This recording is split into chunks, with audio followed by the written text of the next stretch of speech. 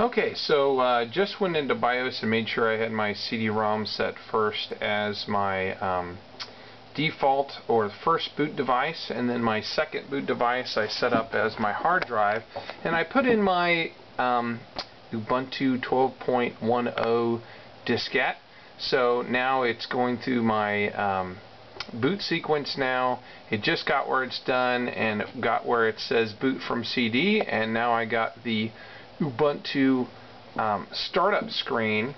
Now I'm obviously not going to install Ubuntu, and you guys aren't going to install it either. We're going to use what's called the live version, which means we're going to let it give us a chance to just boot from the CD and use Ubuntu for a little while, running completely off the CD. Realize that it would run far better if we actually installed it, put it on the hard drive, or in the case of what I did here at the house, I also put it on a flash drive and have it running from a flash drive, and it booted up amazingly fast from the flash drive.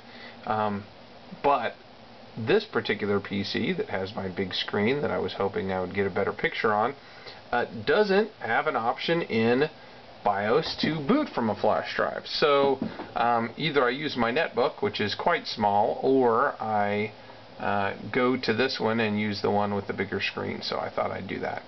So we're in the middle of the Ubuntu boot sequence. It's still reading from my CD-ROM right now, and I'll be honest, I haven't even tried this yet on this PC. I have quite a complex graphics card in this one, and it may not be compatible with the default drivers in Ubuntu. It's an African word, I think that's actually how it's pronounced, but everybody usually says Ubuntu. But anyway, this is the newest version. It has a newer, it's called the I think it's called the Unity desktop. That's what it's called, with the buttons on the left side that you saw on the video prior to this. And I'm hoping this doesn't take too long. I'm across the front on the dot, so hopefully it's going to be up here in just a second.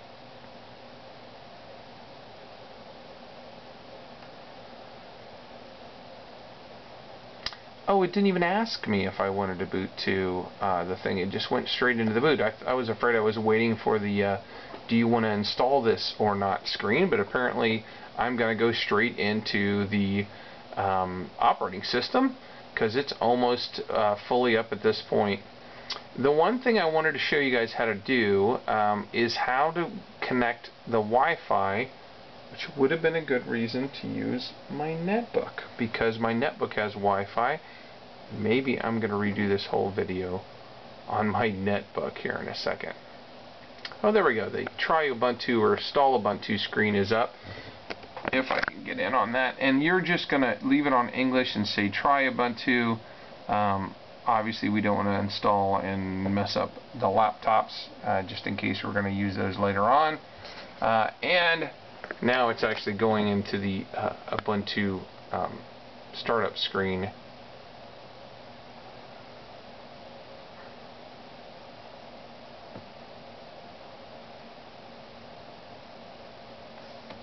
Okay, I'm going to get my other one out. This took, let's see how long, okay, 3 minutes and 40 seconds from BIOS to boot up on a CD-ROM, so you can pretty much say that it'll probably cut that in half if it was installed at least. And you can see that once you're up all the way. I mean, I can just click on the Firefox web browser and my mouse works. I'm pretty pleased with that. At least I think I can click on the fire. I'm going to get it open 20 times. There we go. I need to be a little more patient when I'm running on a CD-based software. It never runs quite as fast. If I wanted to open up Office, you can see how snappy the LibreOffice is and how fast that opens up. In comparison, I'm going to go ahead and go to my netbook so I can show you how to hook up the Wi-Fi.